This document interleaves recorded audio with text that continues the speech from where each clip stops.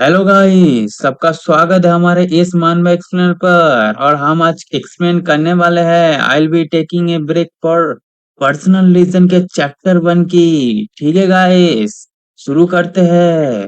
दोस्तों, कहानी की शुरुआत हमें उस दुनिया की याद दिलाती है जहां अचानक गेट्स खुल गए और भयानक मॉन्स्टर मानव दुनिया में आने लगे। शुरुआत में मानवता के लिए एक बड़ी आपदा थी, लेकिन फिर कुछ लोगों की विशेष शक्ति जागृत हुए और यही लोग आगे चलकर हंटर कहलाए। इन हंटरों ने राक्षसों का शिकार करके मानव सभ्यता का बचाए और साथ ही नए तकनीक तथा संसाधनों का रास्ता भी खोले। इस दुनिया में हर हंटर की एक रैंक होती है। सबसे ऊपर ट्रिपल एस क्लास और सबसे नीचे जी क्लास। एक बार रैंक तय हो जाने के बाद उसे बदलना लगभग असंभव माना जाता है। यही वजह है कि अधिकांश हंटर अपनी सीमाओं के साथ ही जीना सीख लेते हैं। इसके बाद हमारी मुलाकात होती है सौंगमिरी से। वो लगातार अपनी क्षमता को बेहतर बनाने की कोशिश कर रही है। उसने अनगिनत ट्रेनिंग की, बार बार परीक्षा दी, लेकिन परिणाम हर बार लगभग एक जैसा रहा। वह अभी भी अपना पुरानी सीमा को पार नहीं कर पा रही। उसके मन में एक ही सवाल घूम रही है, क्या मेरे सारी मेहनत बेकार चली गई? उसके बाद ही हमको एमसी को दिखाए जाते हैं जो सॉन्ग मेरी को पुकारती है और उसकी नाम सुन के सॉन्ग मेरी पीछे देखते हुए हाथ में इलेक्ट्रिसिटी इकट्ठा करने लगती है और उसका गुस्सेल चेहरा देखकर एमसी वहां से भाग जाती है। उसके बाद दिखाया जाता है एमसी शर्माते हुए वहां पे भागते हैं और उसके बाद सौंगमिनी सोचती है, इसका दिक्कत क्या है भाई? मुझे तो कुछ समझ ही नहीं आया। उसके बाद पीछे से रिसेप्शनिस्ट पूछती है, पीछी मिस, आप अपना टेस्ट पेपर लीजिए। उसके बाद टेस्ट पेपर लेकर एसोसिएशन से बाहर आकर सॉन्ग मेरी अपनी टेस्ट पेपर को देखने लगती है और देखते हुए सोचती है कि वो तो एक ही रैंक में ही है, कोई फायदा नहीं है। इतना मेहनत करने के बाद मैं एक ही रैंक में हूँ। और उसका चेहरा बहुत सैड हो जाती है और सैड चेहरा आप देख ही सकते हो।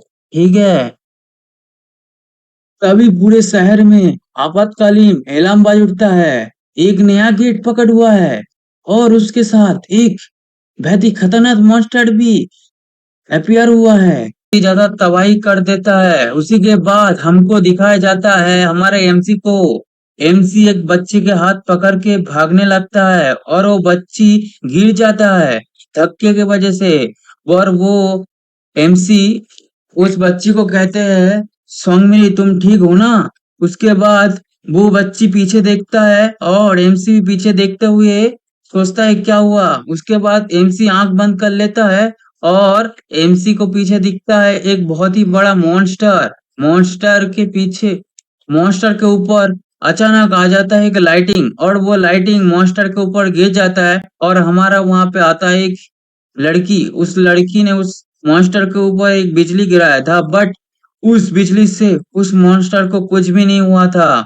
उसी के बाद वो फिर से एक लाइटिंग स्टॉर्म उस मॉन्स्टर के ऊपर कर देता है, लेकिन उस मॉन्स्टर के ऊपर कुछ भी नहीं होता और वो चौंक जाता है और मॉन्स्टर बहुत ज्यादा जोर से चिल्लाते हुए जमीन डिस्ट्रॉय कर देता है। और जब भी उस डिस्ट्रॉय करता है उसके प्रेशर से सॉन्ग मेरी गिर जाता है। सॉन्ग मेरी जब भी गिरता है और गिरते हुए सोचता है कि ये तो बहुत ही ज्यादा ताकतवर है, मैं इसको कैसे हराऊंगा? ये तो बहुत ही ज्यादा मेरे से भी ताकतवर है। और उसी के बाद सॉन्ग मेरी मॉन्स्टर की तरफ पीछे देखते हुए सोचते हैं यहाँ पे बहुत ही ज्यादा आम नागरिक है, बहुत ही ज्यादा डेंजर है। वो गुस्सा होते ही ये कहती है, यहाँ से भागो। और मैं थोड़ा सा टाइम निकालता हूँ, जल्दी जल्दी भागो यहाँ से। उसी के बाद हमको दिखाया जाता है मॉन्स्टर जमीन पे हाथ मारते हुए आगे आते हैं सॉन्ग मेरी की तरफ, और सॉन्ग मेरी उस मॉन्स्टर के आगे खड़े हो जाता है। और I have to steal for time. तो टाइम थोड़ा बाई करते हुए वो सोचता है, मेरा पावर कहाँ गया। और वो मॉन्स्टर उसके सामने, बहुत सामने आ जाता है।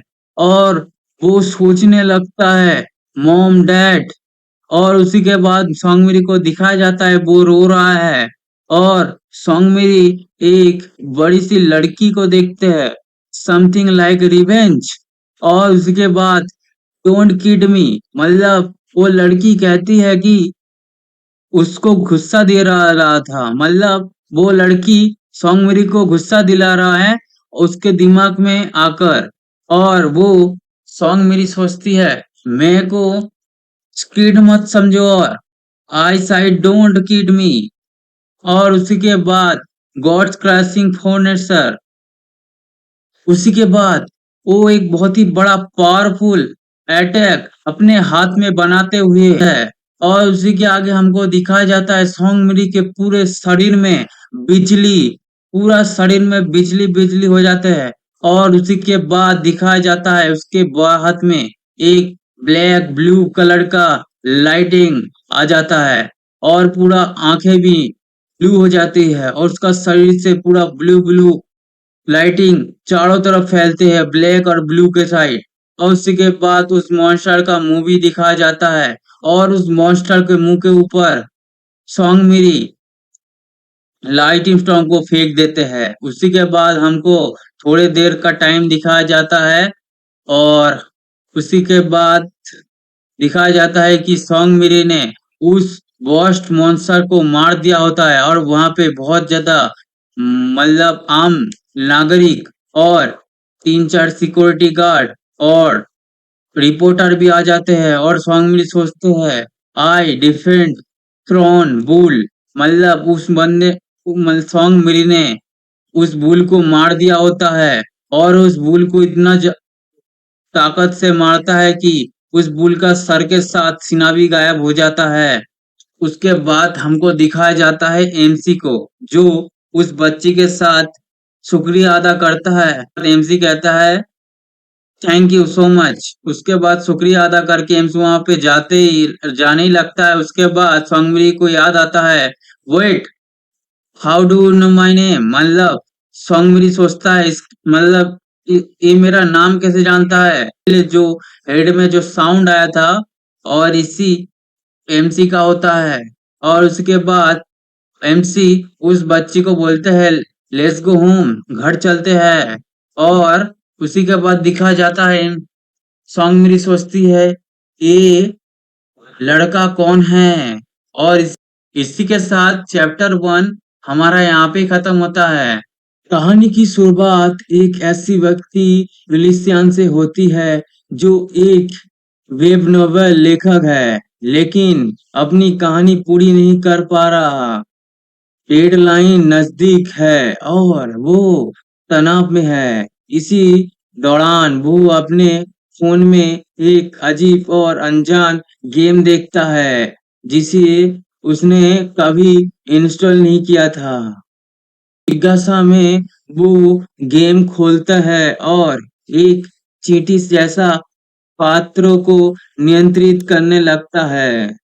गलती से वो उस चींटी को मार देता है, जिसके बदले उसे गोल्ड कॉइन डार्क नाम का इनाम मिलता है। साथ ही एक संदेश आता है कि वो एक दुष्ट और शक्तिशाली भगवान बनने की दिशा में आगे बढ़ रहा है। दुनिया पहले ही बदल चुकी है, यहाँ लोग हंटर के रूप में जागृत शक्तियां प्राप्त करते हैं। इलिशियन भी अपनी क्षमता की परीक्षा देता है, लेकिन उसे केवल जी क्लास रैंक मिलते हैं, जो लगभग एक सामान्य इंसान के बराबर माना जाते हैं। उसकी क्षमता केवल पदार्थ मतलब मार्शल मटेरियल का निर्माण करना है। इसलिए वो बेहद निराश हो जाता है और हंटर बनने का सपना लगभग छोड़ देता है। घर लौटकर वो फिर से लिखने की कोशिश करता है, लेकिन सफल नहीं हो पाती। टीवी पर लगातार शक्तिशाली एस क्लास हंटर की खबर चलती रहती है, जिन्हें देखकर उसकी हीन भावना और बढ़ जाती है। उसका फोन फिर सक्रिय हो जाता है। वो देखता है कि उसकी छोटे-छोटे गोल्ड कॉइन किसी तरह बढ़कर बड़ी मात्रा में बदल गए हैं। तभी एक संदेश आता है, बधाई हो, अनजात इस बार अपने गॉड स्टोर खोलने की सभी शर्त को पूरा कर लिया है।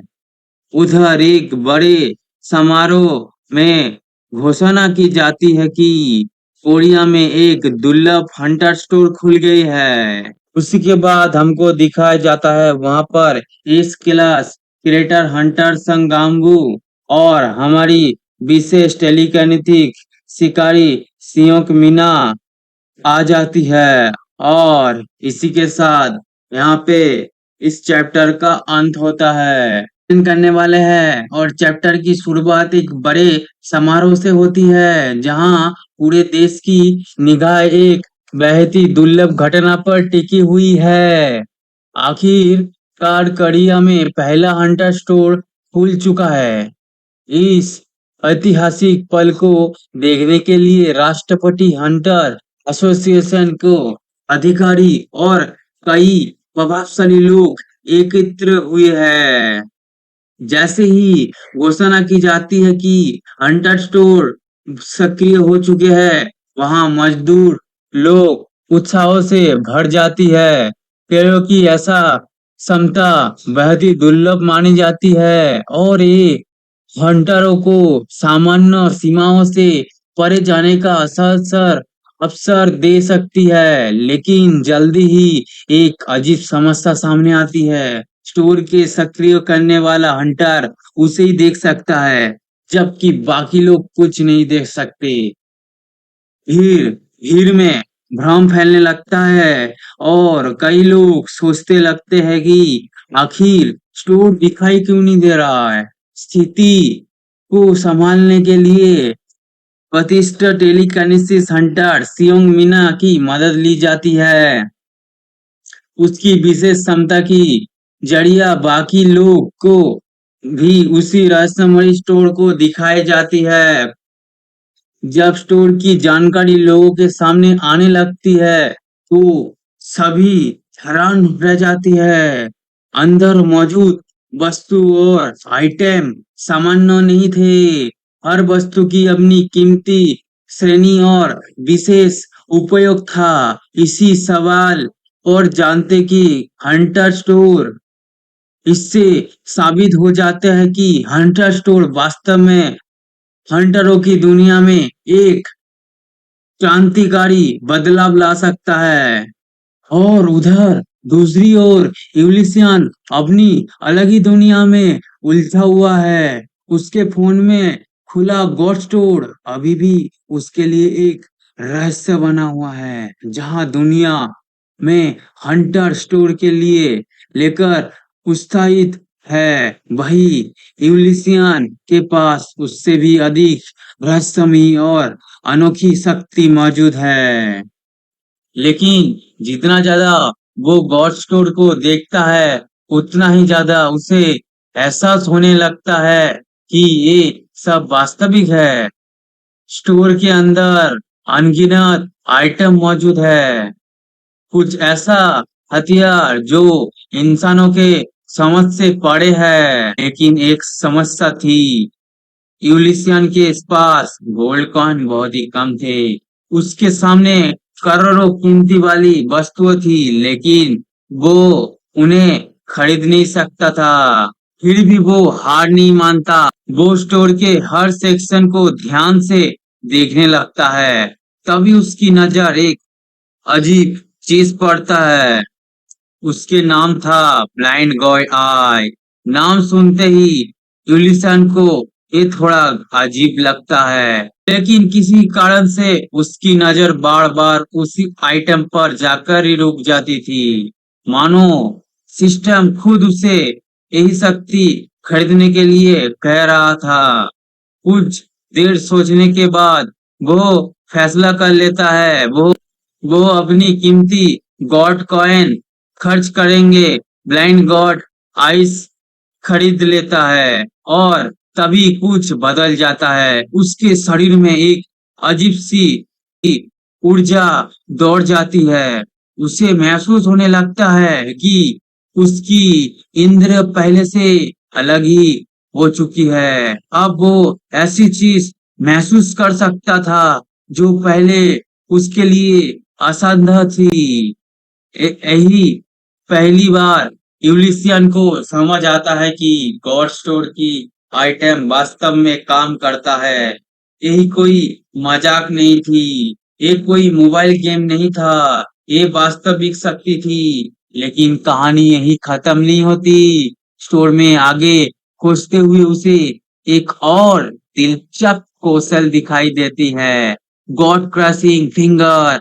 नाम सुनते ही ऐसा लगता था जैसे किसी देवता की उंगली आकाश से उत, उतरकर सब कुछ कुचल देगी। यूलिसियन के पास ज्यादा विकल्प नहीं थे, इसलिए वो अपनी हुई पूंजी से ये कौशल भी खरीद लेता है। अध्याय के अंत तक यूलिसियन पूरी तरह बदल चुका होता है। उसकी आंखों में पहली बार उम्मीद दिखाई देती है कि जिसके हाथों में अब भगवान की शक्ति आने लगी है। और यही चैप्टर 3 समाप्त होती है। लेकिन स्वागत है हमारे और एक नए वीडियो पर। और हम चैप्टर 4 को एक्सप्लेन करने वाले हैं। तो दोस्तों, पिछले अध्याय में हमने देखा था कि एक साधारण और असफल लेखक यूलिसियन को जिंदगी अचानक बदलने लगी थी। एक रहस्यमयी गेम उसके फोन में पकड़ हुआ। उसने मजाक मजाक में एक चींटी को कुचल दिया और बदले में उसे मिला एक अजीब इनाम, डार्क गॉड कॉइन। इसके बाद उसे गॉड स्टोर नाम की एक रहस्यमय शक्ति प्राप्त हुई। अब चैप्टर 4 की शुरुआत होती है। यूलिसियन अपने कमरे में बैठा हुआ था। कई दिनों की मेहनत के बाद उसने अपनी नई कहानी का पहला चैप्टर पूरा कर लिया था। हालांकि कहानी पूरी तरह उसकी कल्पना नहीं थी। उसके गॉड गेम में जो कुछ देखा था वही उसने अपने कल्पना अनुसार लिख दिया था। उसे खुद नहीं पता था कि लोग इस कहानी को पसंद करेगा या नहीं। तभी उसका फोन बजता है। कल उसके एडिटर की थी। यूलिसियन थोड़ा घबराते हुए कॉल उठाता है, लेकिन अगले ही पल उसे एक ऐसी प्रतिक्रिया सुनने को मिलता है जिसके उसने कभी उम्मीद नहीं की थी। एडिटर उसकी कहानी की जमकर तारीफ करने लगता है। वह कहता है कि कहानी का कॉन्सेप्ट बहुत यूनिक है और प्लॉट भी दिलचस्प है, और सबसे बड़ी बात, वो अगले चैप्टर का बेसब्री से इंतजार कर रहा है। ये सुनकर यूलिसियन खुद हैरान रह जाता है, क्योंकि उसकी पूरी जिंदगी में शायद पहली बार किसी ने उसकी काम की इतनी तारीफ की थी। कॉल खत्म होने से पहले वो अंतिम विश्वास से कहता है कि अगले 2 या 3 दिनों में नया चैप्टर तैयार हो जाएगा। फोन कटने के बाद उसके चेहरे पर मुस्कान आ जाती है। उसे लगता है कि शायद पहली बार उसकी किस्मत उसका साथ दे रही है। लेकिन असली बदलाव अभी बाकी था। वो दोबारा अपना फोन खोलता है और सीधा गॉड गेम में प्रवेश करता है। स्क्रीन पर उसकी चींटी समायता दिखाई देती है। तभी उसकी नजर एक नए मॉन्स्टर पर पड़ते है। एक खतरनाक चींटी मॉन्स्टर। पहले की तरह वो फिर अपनी शक्तियों का इस्तेमाल करने का फैसला करता है। उसके सामने स्किल का नाम चमकता है। भगवान की कुचलने वाली दर्जनों उंगली। बेचारा मॉन्स्टर कुछ समझ पाता उससे पहले ही वो धरती पर बुरी तरह कुचल दिया जाता है। एक ही प्रहार, एक ही हमला और लड़ाई खत्म। मॉन्स्टर के मरते ही सिस्टम सक्रिय होने लगता है। उसे इनाम के रूप में एक और डार्क गोल्ड कॉइन मिलता है। लेकिन इस बार कुछ अलग होने लगता है। जैसे ही नया सिक्का उसके सक्रिय में जुड़ता है, उसके पास मौजूद बाकी सिक्का चमकने लगते हैं। यूलिसियन हैरान से स्क्रीन को देखता है। एक एक करके सारे छोटे सिक्के हवा में उठने लगता है।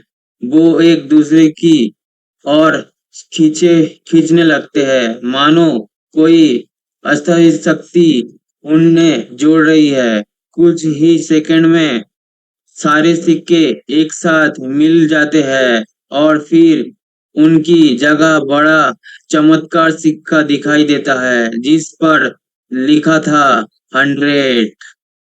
यूलिसियन की आंखों फैल जाती है। उसे समझ नहीं आती कि अभी अभी क्या हुआ, लेकिन धीरे धीरे वो सिस्टम का नियम समझने लगता है। गॉड कॉइन सिर्फ जमा करने के लिए नहीं है, वो आपस में मिलकर उच्च स्तर के सिक्कों में बदल सकते हैं। यानी जितने ज्यादा कॉइन इकट्ठा होगा, उतनी बड़ी शक्ति हासिल ही जा सकती है। एक खोज बहुत महत्वपूर्ण थी, क्योंकि अब गॉड स्टोर में और भी महंगी चीज खरीदना संभव हो सकता था। यूलिसन तुरंत गॉड स्टोर में बारे में सोचने लगता है। वो कल्पना करने लगता है कि भविष्य में उसे कैसी कैसी शक्तियां मिल सकता है। लेकिन तभी कुछ अजीब होता है। उसकी स्क्रीन अचानक झिलमिलाने लगता है। पल पहले वो अपने कमरे में था, लेकिन अगले ही पल सब कुछ अंधेरे में डूब जाते हैं।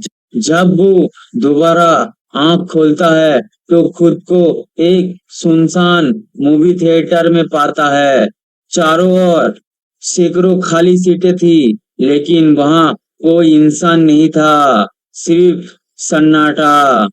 यूलिसियन घबराकर इधर उधर देखने लगता है। वह चिल्लाता है, कोई है यहाँ? लेकिन जवाब में सिर्फ खामोशी मिलती है। तभी अचानक सामने की विशाल स्क्रीन चमक उठती है।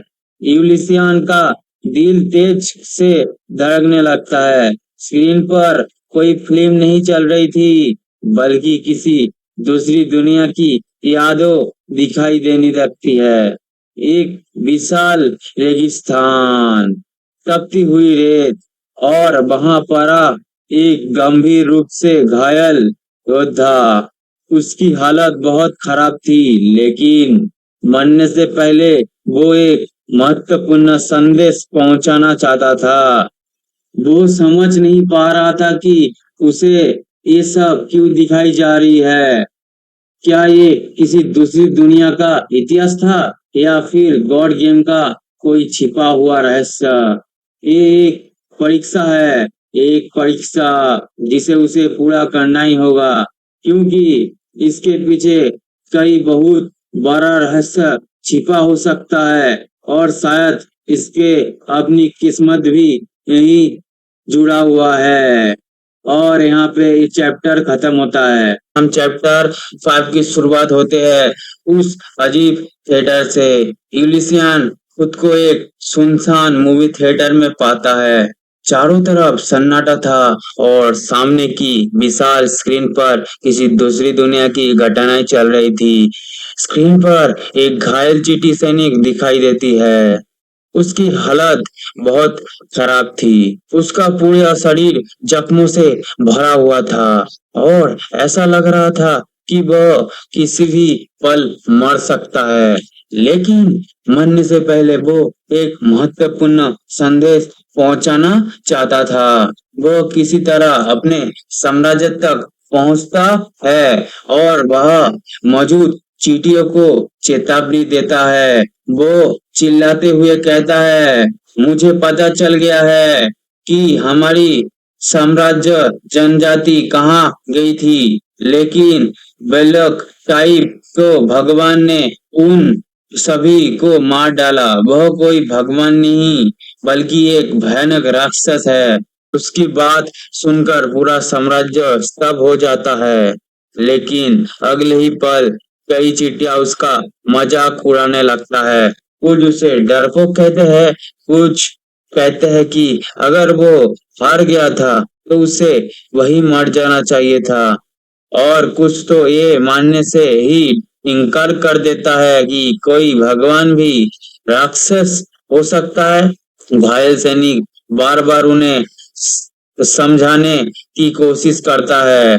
वह बताता है कि उसने अपनी आंखों से सब कुछ देखा है, लेकिन कोई उसकी बात सुनने के तैयार नहीं था। तभी एक गूंजती हुई आवाज पूरे क्षेत्र में फैल जाती है, सब चुप हो जाओ। सभी चींटियां तुरंत शांत हो जाती है। उनके सामने साम्राज्य का सबसे शक्तिशाली जादूगर खड़ा था, महान जादूगर सर 808 अब्रान। ये चींटी साम्राज्य के सबसे बुद्धिमान और सम्मानित व्यक्तियों में से एक है। वह घायल सैनिक की बात ध्यान से सुनता है, फिर अपनी जादुई शक्तियों का उपयोग करता है। कुछ पल बाद उसकी आंख गंभीर हो जाता है। वो घोषणा करता है, मैं उस दुष्ट पावर को उपस्थित महसूस कर सकता हूँ जिसके बारे में ये सैनिक बता रहा है। पूरा साम्राज्य हैरान हो जाता है। अब किसी के पास सैनिक की बात पर शक करने की वजह नहीं बची थी। महान जादूगर खुद उसकी बात की पुष्टि कर चुका था। सर 808 आंख कहता है, यदि कोई दुष्ट भगवान हमारे क्षेत्र में मौजूद है तो हमें उसे तुरंत भगा देना चाहिए। वो बात सुनकर सभी चींटियां का जोश लौट आता है, लेकिन उससे पहले महान जादूगर एक और काम करता है। वो प्राकृतिक की शक्ति का उपयोग करता है। हरी रोशनी घायल सैनिक को घेर लेते हैं और देखते ही देखते उसके सारे घाव भरने लगता है। कुछ सेकंड पहले जो सैनिक मौत के करीब था वह पूरी तरह स्तब्ध हो जाता है। सैनिक की आंखों में खुशी की और सम्मान भर जाता है। उसे लगता है कि वो उनका साम्राज्य सुरक्षित है। महान जादूगर आदेश देता है, बहादुर सैनिक हमें उस दुष्ट भगवान तक ले चलो, और फिर पूरा साम्राज्य युद्ध की तैयारी करने लगता है। हर कोई एक ही नारा लगा रहा था, बुरी आत्मा का अंत हो, दुष्ट भगवान का विनाश हो। उधर थिएटर में बैठा हुआ यूलिसियन ये सब देख रहा था। उसे समझ नहीं आ रहा था कि ये कोई फिल्म है या किसी वास्तविक दुनिया की घटना।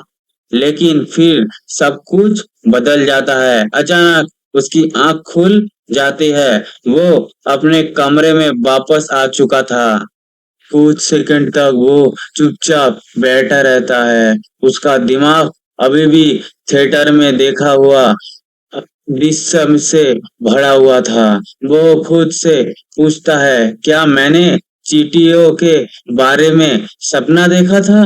फिर कुछ से सोचकर कहता है, या किसी चींटी ने मेरे बारे में सपना देखा? ये सवाल जितना मजाकिया था उतनी ही डरावनी भी थी, क्योंकि उसे महसूस होने लगता था कि इस दुनिया और उसकी दुनिया के बीच कई संबंध मौजूद है।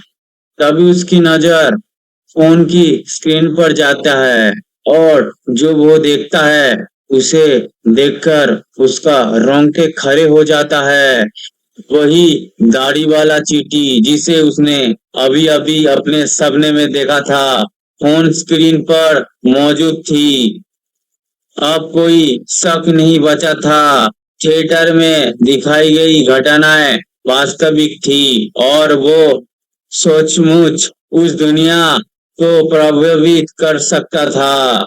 यूलिसियन का उत्साह बढ़ जाता है। वो तभी हमको दिखाया जाता है यूलिसियन अपने मोबाइल स्क्रीन को देख रहा होता है। उसी के बाद उसका मोबाइल स्क्रीन के अंदर से एक लाइट आता है और उसका सर पे लगता है और वो देखता है क्या हुआ। उसके बाद देखता है उसका सर से खून निकल रहा है। उसी के बाद दिखाया जाता है बूढ़ा जादूगर और एक जादुई मंत्र कहने लगता है और दूसरी दूसरी तरफ यूलिसियन के ऊपर फेंक देता है और वो जाके फिर से उसका सर के ऊपर ही लगता है और सब लोग कहते हैं all evil god, all evil god, बोरा एविल गॉड। उसी के बाद हमको दिखाया जाता है यूलिसियन अपने सर को पकड़ते हुए बैठा रहता है। उसके बाद उसको दिखाया जाता है वो जादूगर समझ जाता है वो उसका जादू उस भगवान के ऊपर कुछ काम नहीं करा और वो कांपते हुए बोलता है सब लोग भागो। और सब लोग भागो बोलते ही उसके ऊपर एक बीम गिरता है और वो कोई बीम नहीं होता, वही यूलिसन का गॉड फिंगर होता है और वो जादूगर तभी खत्म हो जाता है। उसी के बाद हमको दिखाया जाता है कि दोबारा आसमान आसमान में पावर इकट्ठा होने लगता है और वो पहले वाला एंड मॉन्स्टर कहता है कि ये फिर से उसी के बाद आसमान से गॉड फिंगर फिर से उन सभी के ऊपर गिरने लगता है और सभी लोग बोलते हैं भागो भागो, कितना भयानक गॉड है, इविल गॉड है ये। उसी के बाद दिखा जाता है सभी मॉन्स्टर मारा जाता है और सभी लोग बोलते हुए मरता है कितना भयंकर। उसी के बाद दूसरी तरफ विल्सन को दिखाया जाता है जो अपने फोन को जमीन में पटक कर अपना मुक्का को मारते रहता है और इसको दिखाई देता है number 404 subject a violent death. उसके बाद दिखाया जाता है number 808 is subject to a violent death. उसके बाद दिखाया जाता है यूलिसियन पागल के जैसा उसका मोबाइल के अंदर ही मारने लगता है और उसका दिमाग पूरा घूम जाता है। उसके बाद दिखाया जाता है number 809 is subject to a violent death और ऐसे दिखाते दिखाते वो शांत थोड़ा होता है।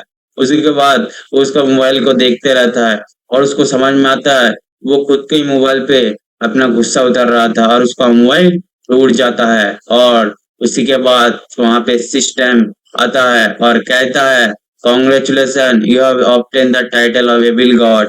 मतलब आपने एविल गॉड का टाइटल हासिल कर लिया है और इसी के साथ चैप्टर 5 यहाँ पे ही एंड होता है।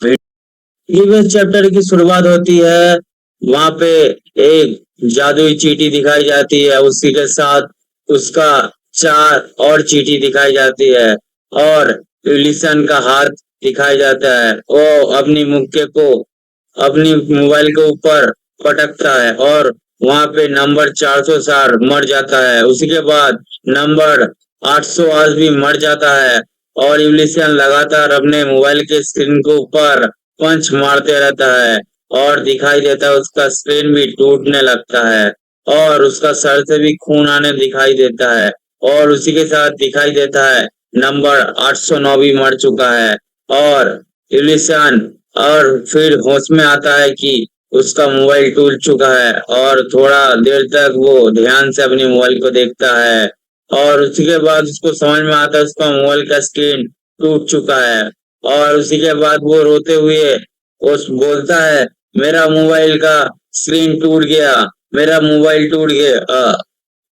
उसी के बाद वो होश में आने के बाद अगल बगल देखने लगता है और अगल बगल देखते हुए सोचता है इतने सारा गोल्ड कॉइन और उसके आसपास बहुत सारे गोल्ड कॉइन था वो भी 100 वाला। बिस्तर में गोल्ड कॉइन, फर्श में गोल्ड कॉइन, मतलब गोल्ड ही गोल्ड। अंबानी मेरे घोड़े पे, ऐसा बात हो गया है यूलिसन के साथ। उसके बाद यूलिसन अपने टूटे हुए मोबाइल के देखता है और वहां पे सिस्टम का एक मैसेज आता है, टूटी हुई स्क्रीन। और उसी के बाद आता है सिस्टम का नोटिफिकेशन, अनजान भगवान का कर्म हजार तक पहुंच चुका है। ये पढ़कर वह पूरी तरह हैरान रह जाता है, लेकिन असली झटका तो अभी बाकी था। अगले ही पल सिस्टम उसे एक नया टाइटल देता है, दुष्ट भगवान, और साथ में एक और उपाधि, क्रूर कातिल। एलिसन का चेहरा देखने लायक था। वो सोचने लगता है कि आखिर उसने ऐसा क्या कर दिया कि सिस्टम उसे इतना खतरनाक इंसान समझ रहा है। प्लीज, उसकी नजर नई बनी हुई रिंग पर पड़ती है। रिंग से एक अजीब लेकिन बहुत खूबसूरत खुशबू निकल रही थी। जिज्ञासा में वो उसे पहन लेता है, और जैसे ही रिंग उसकी उंगली में आती है, पूरे शरीर में ऊर्जा दर जाती है। उसे महसूस होता है कि उसका सिर पहले से ज्यादा खराब हो गया है। उसकी सारी थकान पल भर में गायब हो जाता है। इल्लिशन खुशी से चिल्लाता उठता है, ऐसा लग रहा है जैसे मेरा शरीर बिल्कुल नया हो गया है। कि एक और नोटिफिकेशन सामने आता है, अंधे भगवान की आंख का विशेष अधिकार सक्रिय हो रहा है। इलिसियन पहले तो कुछ समझ नहीं पाता, लेकिन अगले ही पल उसके सामने विश्लेषण का विकल्प दिखाई देता है। वह तुरंत अपनी रिंग पर ये शक्ति इस्तेमाल करता है। कुछ सेकंड बाद सिस्टम रिंग की पूरी जानकारी खोल देता है। ये कोई साधारण रिंग नहीं थी, ये एक दुर्लभ रिंग थी, जिसमें जंगल की जीवन शक्ति समाई हुई थी। और इसकी सबसे बड़ी खासियत थी यूजर की क्षमताओं को बढ़ाना। अब यूलिसन की उत्सुकता सातवें आसमान पर थी। वह तुरंत अपने टीवी पर एनालाइज इस्तेमाल करता है। सिस्टम बताता है कि टीवी 1 साल पुराना है और उसकी वारंटी भी 3 महीने की बाकी है। फिर लैपटॉप की बारी आती है। वह भी सिस्टम सब कुछ सही बता देता है, लेकिन जब वो अपनी पुरानी बिस्तर को स्कैन करता है तो जवाब देखकर खुद हंस पड़ता है। 10 साल पुराना, इसे फेंक देना चाहिए। अब यूलिसन को समझ आने लगता है कि ये शक्ति कितनी खतरनाक और उपयोगी है। नई रिंग और नई शक्ति देखकर उसकी आत्मविश्वास आसमान छूने लगता है। वो सोचता है कि अगर लोग उसकी बनाई रिंग देख ले तो कोई भी उसे ए फ्रेंड नहीं कहेगा। इसी विश्वास के साथ वो पैरानॉर्मल फेनोमेना सेंटर की तरह निकल पड़ता है। उसे लगता है कि अब उसकी रैंक दोबारा जांचने का समय आ गया है। यूलिसियन पूरे आत्मविश्वास के साथ पैरानॉर्मल फिनोमिना सेंटर पहुंच जाता है। उसे पूरा यकीन था कि इस बार उसकी रैंक जरूर बढ़ेगी। काउंटर पर पहुंचकर वो ई-एवोल्यूशन की मांग करता है, लेकिन रिसेप्शनिस्ट की अगली बात सुनकर उसका पूरा उत्साह ठंडा पड़ जाता है। उसे बताया जाता है कि दोबारा रीएवोल्यूशन करवाने के लिए 15,80,000 वॉन फीस देना होगा। और यूलिसान मन में सोचता है कि इसमें तो दूसरा घर आ जाएगा। ये रकम सुनते ही यूलिसान का होश उड़ जाता है। उसके पास तो इतने पैसे दूर दूर तक नहीं थे। कुछ सेकंड पहले तक जो इंसान खुद को भविष्य का महान रैंकर समझ रहा था, अब वो शर्मिंदगी से जमीन में गड़ने जाने चाहता था। आखिरकार वो माफी मांगता है और वहां से वापस निकल जाता है। यूलिसन काउंटर के पास से आकर एक चेयर में आके बैठता है और वो सोचता है कि उसे पहली फिश के बारे में पता कर लेना चाहिए था।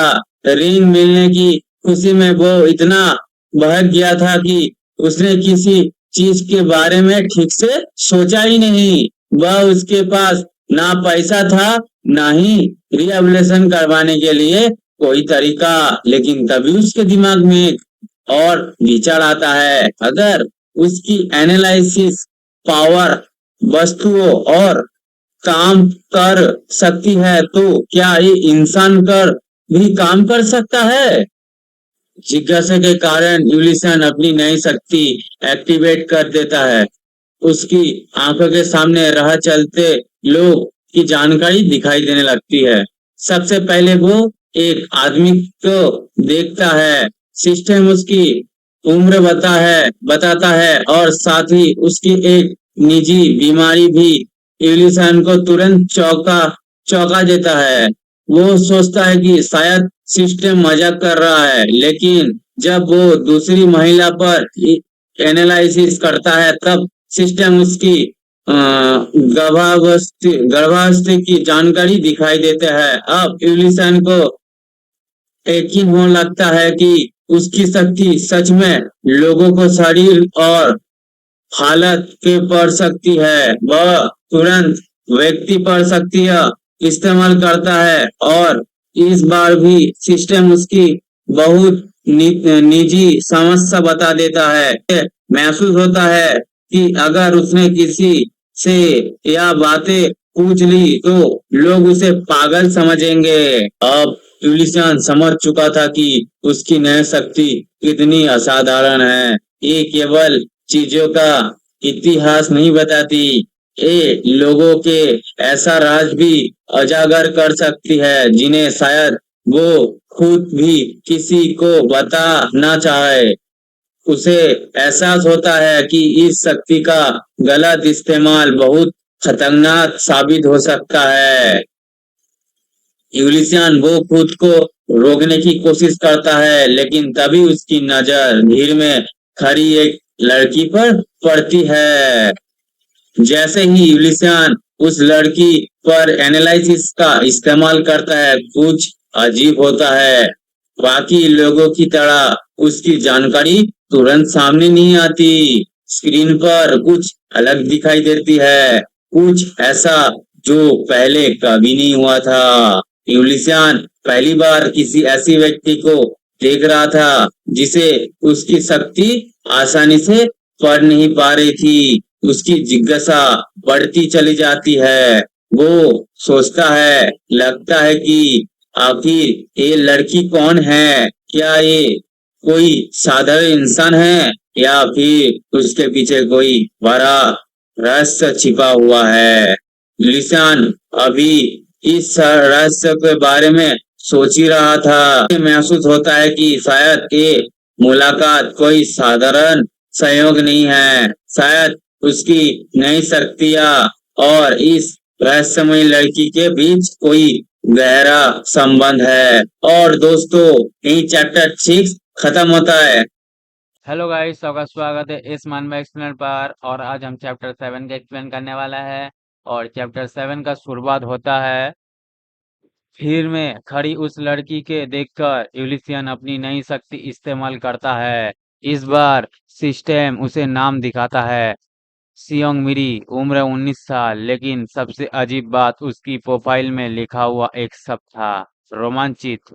यूलिसियन हैरान रह जाता है। वो सोचने लगता है कि आखिर ये लड़की इतनी उत्साहित क्यों है। काफी देर तक हिम्मत जुटाने के बाद वह उससे बात करने की कोशिश करता है, लेकिन जैसे ही उसके मुंह से शब्द निकलता है, उसे खुद एहसास हो जाता है कि वह बहुत अजीब लग रहा है। वह बार बार सफाई देता है कि वह कोई संदिग्ध इंसान नहीं है, लेकिन जितना ही वह सफाई देता है उतना ही मामला बिगड़ जाता है। तभी अचानक उसका फोन बज उठता है। यूलिसियन राहत की सांस लेता है। उसे लगता है कि भगवान ने उसे इस शर्मनाक स्थिति से बचाने के लिए ही ये फोन भेजा है। फोन उसकी बहन का था। वह उसे अपनी प्यारी भतीजी से मिलने की बुलाती है। यूलिसियन बिना देर किए वहां जाने का फैसला कर लेता है। कम से कम यहाँ से भागना का एक सही वजह तो मिल गया। कुछ देर बाद वह अपनी 5 साल की भतीजी से मिलता है। उसे देखते ही यूलिसियन का दिल पिघल जाता है। वह मजाक मजाक में सोचता है कि उसकी शैतान बहन ने इतनी प्यारी बच्ची को आखिर कैसे जन्म दिया। इसी बीच उसकी नया शक्ति फिर सक्रिय हो जाता है। सिस्टम उसकी भतीजी का विश्लेषण करने लगता है। रिपोर्ट देखकर यूलिसन की आंखें फैल जाता है। सिस्टम लिखा आता है कि चॉकलेट आइसक्रीम कौन खाना चाहता है। यूलिसन को यकीन नहीं होता। वह तुरंत बच्ची से पूछता है, क्या तुम्हें चॉकलेट आइसक्रीम चाहिए? भतीजी खुशी से उछल पड़ती है। हाँ, अब यूलिसन समझ जाता है कि उसकी शक्ति केवल जानकारी नहीं पड़ती, वह लोगों की वर्तमान इच्छा और भावनाओं भी देख सकती है। दोनों आइसक्रीम पार्लर पहुंचती है, लेकिन जब भुगतान करने की बारी आती है, तो यूलिसियन की गरीबी सामने आ जाती है। वह जेब से सिक्के निकाल निकाल कर गिन लगता है। पहले वह 2 आइसक्रीम लेने वाला था, लेकिन पैसे कम पड़ने की वजह से उसे सिर्फ एक ही आइसक्रीम खरीदनी पड़ती है। अंदर ही अंदर वह शर्मिंदा भी होती है और दुखी भी। फिर भी अपनी भतीजी की मुस्कान देखकर वह खुश हो जाता है। भतीजी खुशी खुशी आइसक्रीम खा रही थी। यूलिसियन उसे देखकर मुस्कुरा रहा था। उसे लग रहा था कि आज का दिन आखिरकार सामान्य हो गया है। लेकिन तभी उसकी आंखों के सामने लाल रंग की चेतावनी चमकने लगता है। वार्निंग! एक बार, 2 बार, फिर लगातार पूरा सिस्टम खतरे की घंटी बजाने लगता है। अचानक उसका नया टाइटल सक्रिय हो जाता है, कुरोल सल्टार। सिस्टम बताता है कि इस टाइटल के प्रभाव से अननोन गॉड का बैटल लक बढ़ गया है। लेकिन यूलिसियन समझ नहीं पाता है कि ये सब अचानक क्यों हो रहा है। तभी उसे महसूस होता है कि कोई बहुत खतरनाक चीज उसकी तरफ बढ़ रही है। वो अपनी एनालिसिस शक्ति सक्रिय करता है और अगले ही पल उसकी सांस रुक जाता है। उसके सामने एक विशाल रहस्यमयी जीव खड़ा था। एल्यूसियन तुरंत समझ जाता है कि ये राक्षस किसी और के लिए नहीं, सीधी उसके लिए आया है। उसी के बाद वहां पे सियोंग मिरी पहुंच जाता है और सियोंग मिरी कहता है, जल्दी यहाँ से भागो। मैं ज्यादा देर तक इस मॉन्स्टर को रोक नहीं पाऊंगा। और वो मॉन्स्टर दहाड़ता है और दहाड़ने के बाद दिखाया जाता है कि यूलिसियन वो मॉन्स्टर की तरफ देख रहा है और डर के मारे उसका हालत खराब हो जाता है। और वो मॉन्स्टर तेजी से भागते हुए आता है और उसके सामने सियोंग मिरी पहुंच जाता है। और तभी आता है सिस्टम का मैसेज। उसी के बाद सिस्टम का नोटिफिकेशन आता है और उस मॉन्स्टर का डिटेल्स दिखाया जाता है। और डिटेल्स में लिखा हुआ आता है, मॉन्स्टर का नेम कांटेदार बेल, उम्र 400 साल। और और उसकी डिटेल्स पढ़ते ही लुसियन की रीढ़ में सड़न जड़ जाता है। और उसी के बाद हमको थोड़ी देर की बात का टाइम दिखाया जाता है। यूलिसियन एक पुल के ऊपर खड़ा रहता है और वो मन में सोचता है, वो मॉन्स्टर मेरे लिए आया था और उसका नाम कांटेदार बेल था। और वो अननोन गॉड का एक सेवक था। और यूलिसियन सोचते हुए बोलता है, गॉड मेकर में ये मेरा निकनेम है। ये निश्चित रूप से मेरा पीछे था। ये उसके बाद यूलिसियन सोचता है, वो लड़की मुझे भाग जाने को कह रहा था। और उसके बाद हमको थोड़ी देर का सीन दिखाया जाता है जब वो मॉन्स्टर मरा हुआ था। और जब कांटेदार बेल मर गया तो ये संदेश मिला, आपने परीक्षा पास कर ली है। उसका टाइटल एक स्तर ऊपर बढ़ जाता है। साथ ही उसे एक नया इनाम भी मिलता है, गॉड स्टोर तक पहुंच।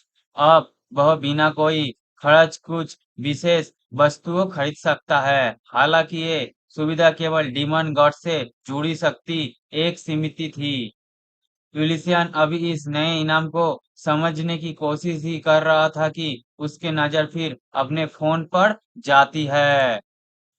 उसे धीरे-धीरे एहसास होने लगता है कि उसकी सारी परेशानियों की जड़ यही रहस्यमयी फ़ोन है। लेकिन अब वो देवताओं, राक्षसों और रहस्यमयी शक्तियों की दुनिया में कदम रख चुका था। और इसी के साथ चैप्टर 7 अंत होता है। चैप्टर 9 का शुरुआत होता है एक खुले आसमान के साथ और उसी के साथ हमको दिखाया जाता है सोंगमिरी को। सोंगमिरी मन में सोचते हुए कहता है उसने कांटेदार बेल को हराकर एक अविश्वसनीय शक्ति हासिल की थी, लेकिन अब वही ताकत दोबारा जाग नहीं रही थी। हाँ, ये सब बेकार है। अगर मैं उस ताकत को फिर से जगा पाता तो मेरा बदलाव सिर्फ सपना नहीं रहता। से तेज खांसी आने लगती है। खांसी झड़तेरी की कुछ भी काम नहीं कर रहा। सिस्टम लगातार दिखा रहा था कि यूलिसियन की क्षमता साउंडलेस नाइट्रोजन एब्जॉर्ब हो रही है, लेकिन असलियत में उसका कोई फायदा दिखाई नहीं दे रहा था। क्या क्या मैं ऐसे ही मर जाऊंगा? तभी अचानक उसके सामने एक नया संदेश दिखाई देता है।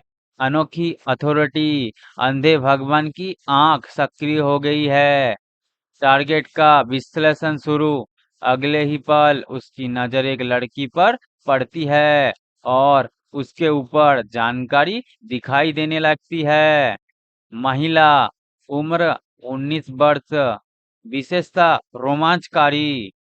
हीरो पूरी तरह कंफ्यूज हो जाता है। क्या रोमांचकारी? ये आखिर कैसी विशेषता है? तभी एक छोटी बच्ची दौड़ते हुए उसके पास आती है। क्या आप सचमुच मेरे अंकल है? हीरो जवाब देता है, हाँ बिल्कुल। लेकिन बच्ची तुरंत अगला सवाल पूछते हैं, तो पासपोर्ट बताइए। हीरो मजबूरी में वो अजीब सा पासपोर्ट बोल देता है। मम्मी एक मोटी और फाँदने वाली वह जुम्मा है। बच्ची की आंखें चमक उठता है। वाह, आप सच में अंकल है। लेकिन अगले ही पल उसकी माँ वहां पहुंच जाती है। वो गुस्से से फट पड़ती है। क्या तुम एक मरीज के साथ इतना सख्त व्यवहार कर रहे हो?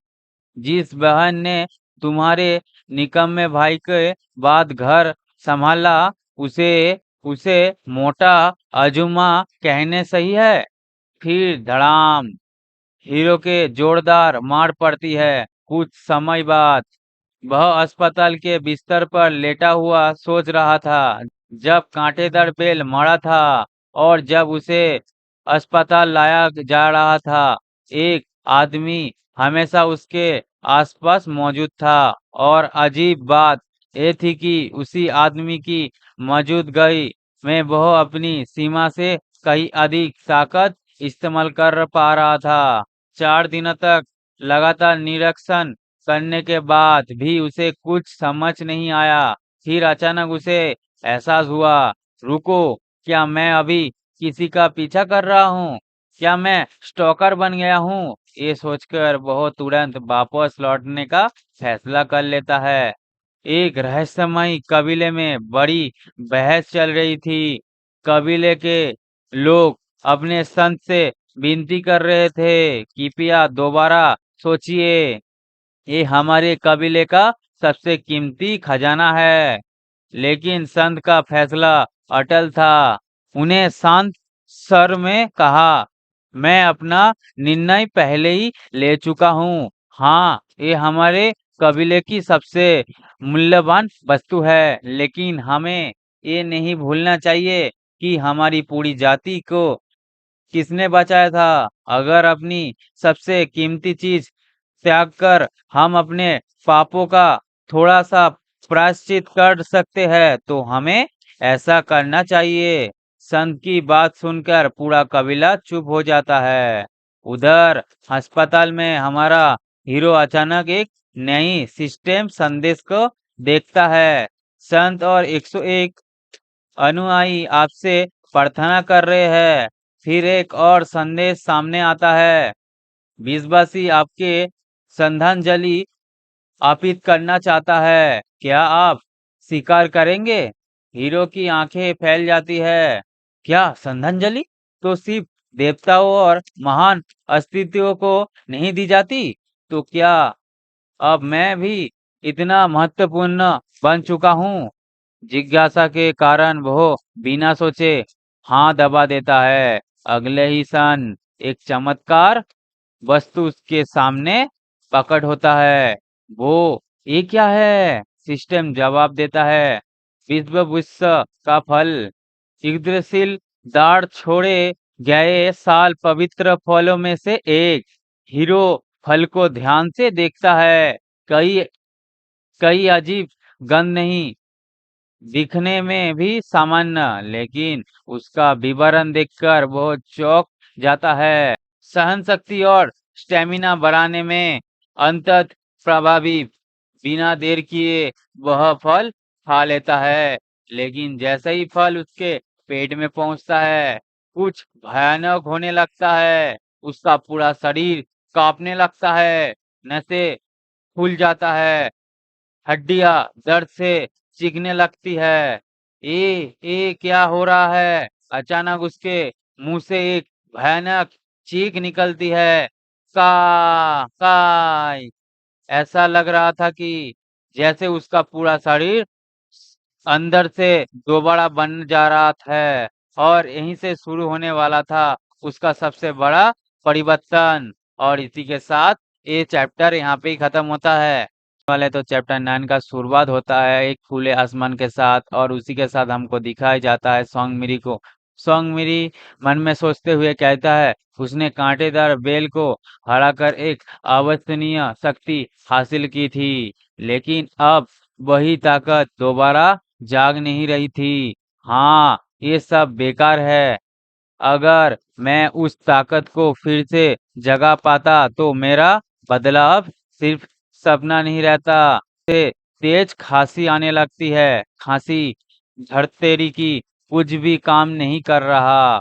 सिस्टम लगातार दिखा रहा था कि यूलिसियन की क्षमता साउंडलेस नाइट्रोजन एब्जॉर्ब हो रही है, लेकिन असलियत में उसका कोई फायदा दिखाई नहीं दे रहा था। क्या क्या मैं ऐसे ही मर जाऊंगा? तभी अचानक उसके सामने एक नया संदेश दिखाई देता है। अनोखी अथॉरिटी। अंधे भगवान की आंख सक्रिय हो गई है। टारगेट का विश्लेषण शुरू। अगले ही पल उसकी नजर एक लड़की पर पड़ती है और उसके ऊपर जानकारी दिखाई देने लगती है। महिला, उम्र 19 वर्ष, विशेषता रोमांचकारी। हीरो पूरी तरह कंफ्यूज हो जाता है। क्या रोमांचकारी? ये आखिर कैसी विशेषता है? तभी एक छोटी बच्ची दौड़ते हुए उसके पास आती है। क्या आप सचमुच मेरे अंकल है? हीरो जवाब देता है, हाँ बिल्कुल। लेकिन बच्ची तुरंत अगला सवाल पूछते हैं, तो पासपोर्ट बताइए। हीरो मजबूरी में वो अजीब सा पासपोर्ट बोल देता है। मम्मी एक मोटी और फाँदने वाली वह जुम्मा है। बच्ची की आंखें चमक उठता है। वाह, आप सच में अंकल है। लेकिन अगले ही पल उसकी माँ वहां पहुंच जाती है। गुस्से से फट पड़ती है। क्या तुम एक मरीज के साथ इतना सख्त व्यवहार कर रहे हो? जिस बहन ने तुम्हारे निकम्मे भाई के बाद घर संभाला, उसे उसे मोटा अजूमा कहने सही है? फिर धड़ाम, हीरो के जोरदार मार पड़ती है। कुछ समय बाद वह अस्पताल के बिस्तर पर लेटा हुआ सोच रहा था। जब कांटेदार बेल मरा था और जब उसे अस्पताल लाया जा रहा था, एक आदमी हमेशा उसके आसपास मौजूद था। और अजीब बात ये थी कि उसी आदमी की मौजूदगी में वह अपनी सीमा से कहीं अधिक ताकत इस्तेमाल कर पा रहा था। 4 दिनों तक लगातार निरीक्षण करने के बाद भी उसे कुछ समझ नहीं आया। फिर अचानक उसे एहसास हुआ, रुको, क्या मैं अभी किसी का पीछा कर रहा हूँ? क्या मैं स्टॉकर बन गया हूँ? ये सोचकर वह तुरंत वापस लौटने का फैसला कर लेता है। एक रहस्यमयी कबीले में बड़ी बहस चल रही थी। कबीले के लोग अपने संत से विनती कर रहे थे, कृपया दोबारा सोचिए, ये हमारे कबीले का सबसे कीमती खजाना है। लेकिन संत का फैसला अटल था। उन्हें शांत स्वर में कहा, मैं अपना निर्णय पहले ही ले चुका हूँ। हाँ, ये हमारे कबीले की सबसे मूल्यवान वस्तु है, लेकिन हमें ये नहीं भूलना चाहिए कि हमारी पूरी जाति को किसने बचाया था। अगर अपनी सबसे कीमती चीज त्याग कर हम अपने पापों का थोड़ा सा प्रायश्चित कर सकते हैं तो हमें ऐसा करना चाहिए। संत की बात सुनकर पूरा कबीला चुप हो जाता है। उधर अस्पताल में हमारा हीरो अचानक एक नई सिस्टम संदेश को देखता है। संत और 101 अनुयायी आपसे प्रार्थना कर रहे हैं। फिर एक और संदेश सामने आता है। विश्वासी आपके श्रद्धांजलि अर्पित करना चाहता है। क्या आप स्वीकार करेंगे? हीरो की आंखें फैल जाती है।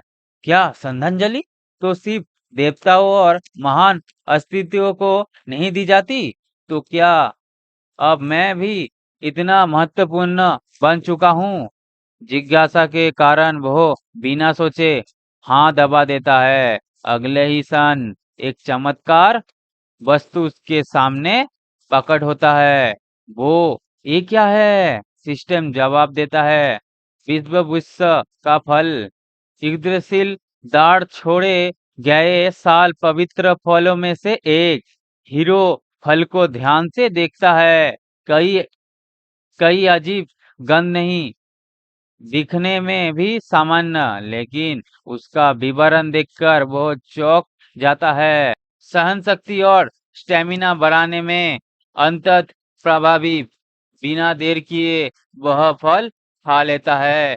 लेकिन जैसे ही फल उसके पेट में पहुंचता है, कुछ भयानक होने लगता है। उसका पूरा शरीर कांपने लगता है, नसें फूल जाता है, हड्डियां दर्द से चीखने लगती है।